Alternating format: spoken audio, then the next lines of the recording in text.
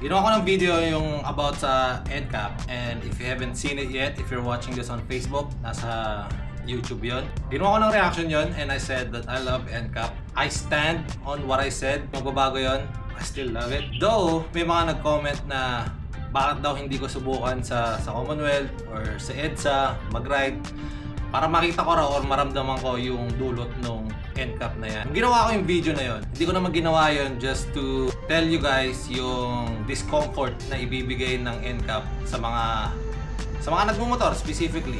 What I said specifically sa video na yon is yung aftermath ng NCAP. Kumbaga ano yung pwede niyang idulot sa kalsada, as they said, para daw iwas sa disgrasya, or I don't know what that means, pero parang pino-point out nila na motor yung may punot dulo ng mga aksidente sa kalsada. Well, may part din naman dyan yung mga four wheels and such. So today, I will take that na yung statement na sinabi nyo na ba't hindi ko subukan sa Commonwealth or sa EDSA para malaman ko kung ano yung talagang quote-unquote yung ginawa ng NCAP sa mga nagmumotor. Gagamitin ko tong Aerox. Hindi ako mag-big bike kasi as we all know, sabi ng MMDA, pwede hindi sa motorcycle lane ng big bike. So, I'm gonna stick to the small one, the small bike, and be one with the people. Ika nga nila. So, this will be very interesting to see. Oh, and one more thing. I am currently starting a 7-day fasting. This is the first day. Time check, it's around 5 yata. And I started last night at 6:30. So technically, 1 day. 7 days fasting, 7 days na walang kain. Pero may tubig tsaka kape.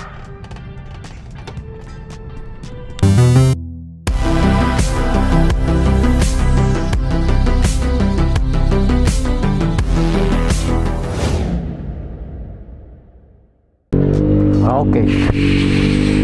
Yeah, bye.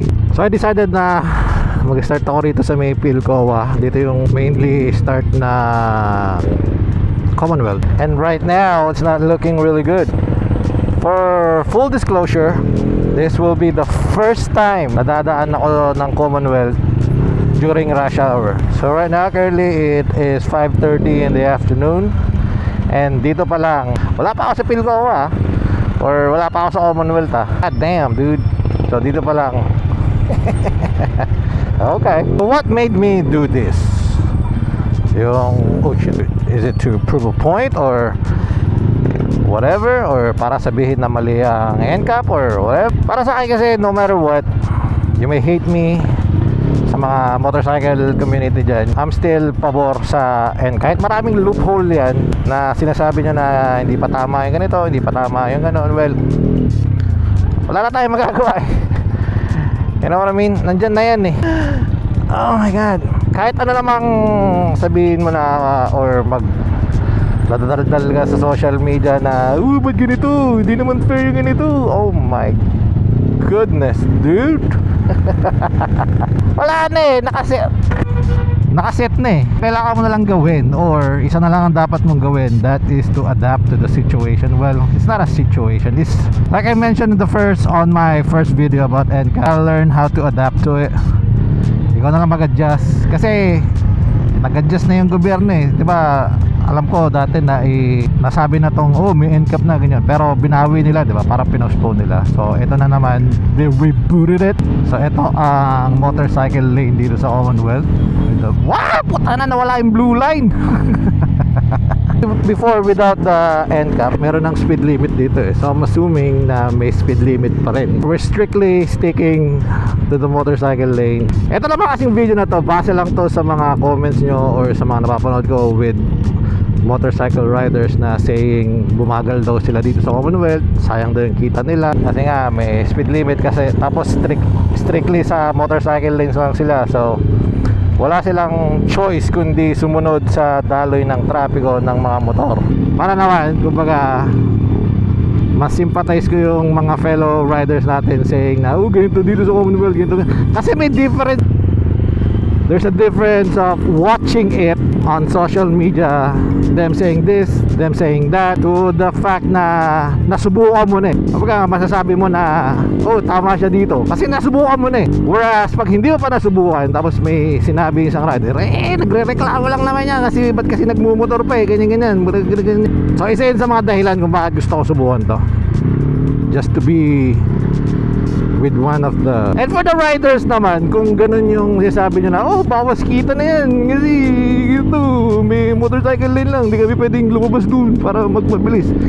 Kaya na naman yan eh, may tawag dito. Alam ko, hindi ko naman, this is not based on my experience kasi hindi naman ako Lalamove rider or delivery service or what na. Pero may mga bagay-bagay naman, or sa lahat ng bagay, pwedeng gawan ng paraan niya kahit gano'ng kalaking roadblock yan. Pwede mong ikutan yan or kaya mong diskarte yan. Tulad nga ng sabi nila eh, pag sa ibang bansa eh, madiskarte yung Pilipino eh. Come on. So far, dito sa area na to, ito yung UP sa kanan. So far, so good. Hindi ko alam kung ito yung time ng peak hours ng rush hour dito sa Commonwealth. Pero base sa mga nakikita ko ngayon, okay naman dito sa motorcycle lane. Gumagalaw naman. So like I said again, hindi ko alam kasi first time ko, and I picked around 5:30 na dumaan dito kasi alam ko yun na yung umpisa ng ano. Kasi ko yan, nagbe-vape pa ako. Paano mga hindi ka makaka-chill dyan? So sa area na to, bumabagal na kasi siguro dahil sa mga sakyan changing lanes. So I can see the river of motorcycle around here. So ngayon pa lang sinasabi ko na malaki respeto ko sa mga motorcycle deliveries or yung mga araw-araw na gumagamit dito. And like I said, wala na tayong magagawa dyan, pre. Mag-adapt ka na lang. Kung dati bakit dun walang sasakyan, dito puno, so they're stopping it. Kung dati umaalis ka ng bahay mo ng alas 5 ng madaling araw, ngayon umalis ka ng alas 4. O let's say nakauwi ka na, paano yun? Uwi na ako 11 PM na. Tapos anong gagawin natin, pre? Mo naman pwedeng sabihin sa mga manghuli sa'yo, oy teka lang, pwede bang umpisa mo yung huli ng ganito kasi ganitong oras pa ako. You know, like I said again, wala akong karapatan magsalita ng ganito kasi hindi ko naman nadadanasan yung mga dinadanas nyo. And like I said, malaki ang respeto ko sa inyo if araw-araw nyong ginagawa to. Mag-adjust na lang, di ba?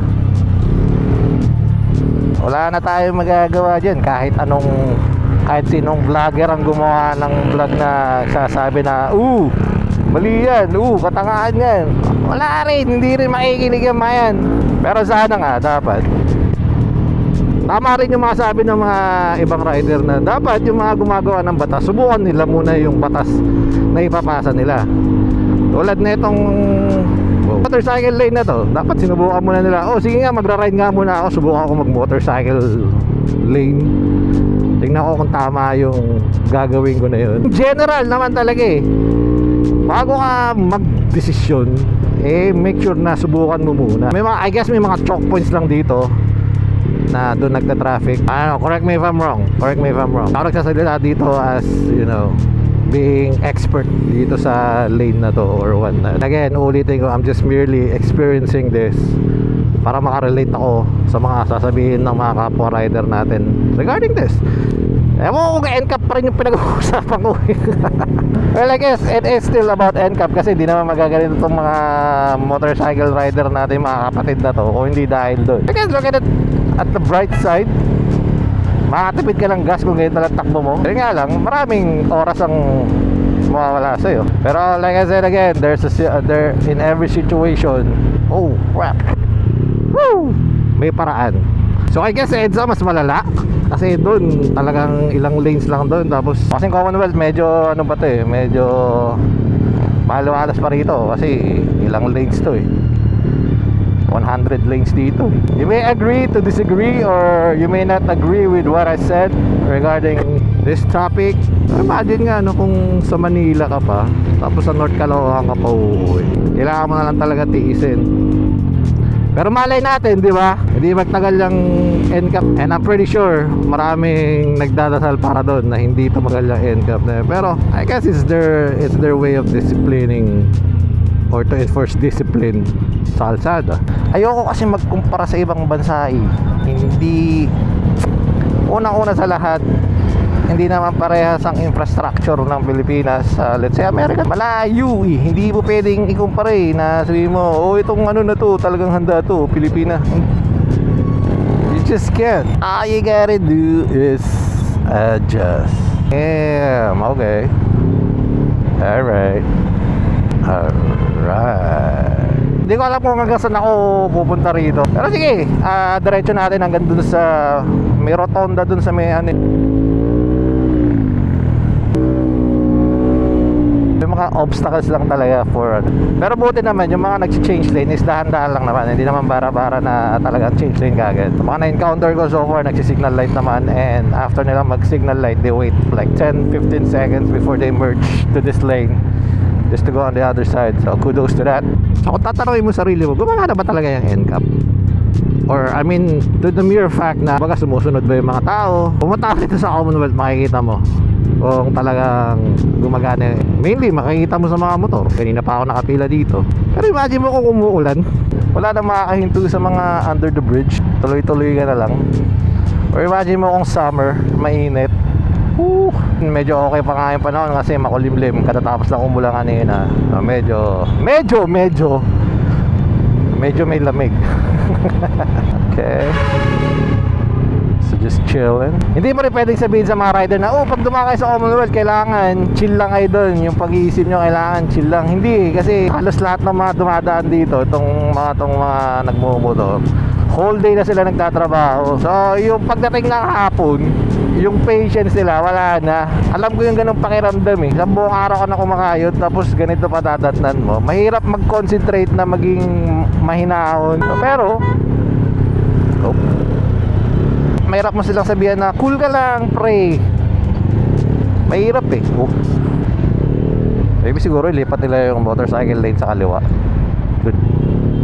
Wala lang. Kasi pa nag-funnel na ganito, wala ano. Pero sana ako kanan. Buto lang hindi. After ng Sandigan Bayan, okay na. Hindi ko lang sure if pagkatapos na itong Commonwealth meron pa rin.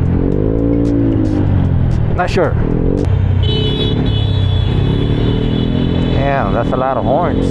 So pag nandito kayo, magmotor kayo at may lumagpas na ganyan sa motorcycle, huwag nyo na bulinahan. May iwas lang.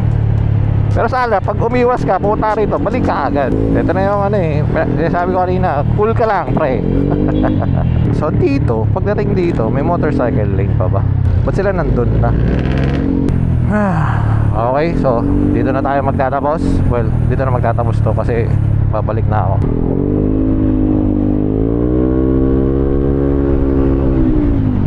U-turn! Okay. Ayun na, sasabihin nyo, syempre, uy, yan, si J-Mac, nakadaan na Commonwealth niya, magbabago na isip niya. Ang pasadahan, hindi mo may experience pa rin talaga yun. I'm sorry if I keep using the word experience. Madama? Dapat to, siguro 1 week mong gagawin yan eh. Para kumbaga talagang lumabas talagang opinion mo for it. Pero para sa akin, may mga instance din ako dito sa Commonwealth na to na talagang nahahagingan ako na mga motor or ng mga sasakyan. Hindi lang motor sasakyan din. Yung cruising ka lang tapos bigla ang ikakat.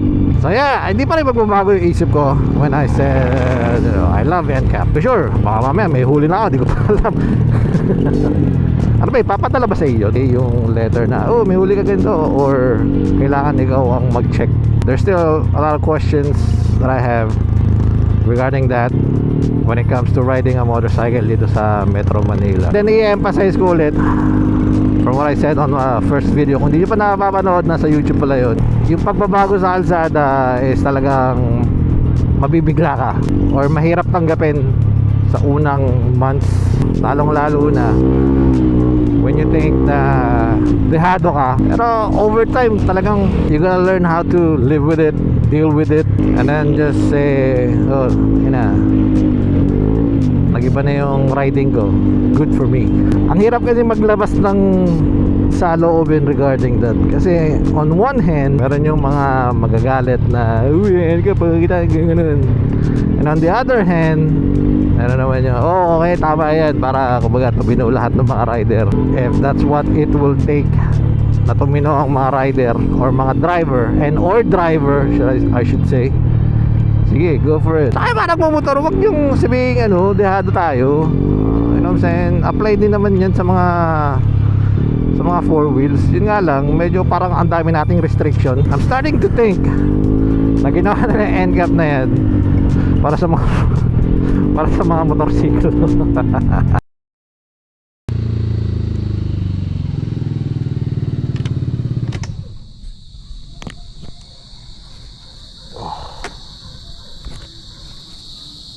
Just wow. Saludo sa mga lahat ng rider talaga na gumagamit ng Commonwealth sa ganong oras.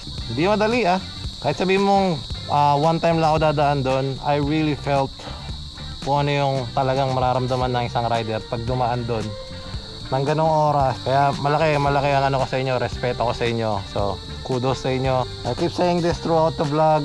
Mag-adjust na lang tayo. Ganun talaga. Wala tayong magagawa, hindi sumunod. And make sure na if you do ride, hindi lang sa Commonwealth, huwag mo masyadong isipin yung NCAP.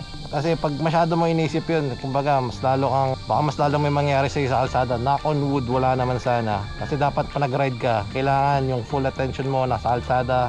Huwag mo isipin, baka nahuli ko na yung NCAP, ganun. Huwag mo isipin yun, basta mag-ride ka lang. Stay on your lane, huwag kang magkakat, huwag kang mamamakyu, huwag kang sasapak ng kahit ano. Do your thing as much as possible. Have a cool head every time you ride. Doesn't matter kung ano ang sitwasyon sa kalsada or sitwasyon ng panahon. Basta isipin mo na lang na kailangan mong kumayod and kailangan mong umuwi ng buo sa pamilya mo. Yun lang. So, yun lang mga kaloto. I'll see you guys on the next one. For the boost. Bye! Babush!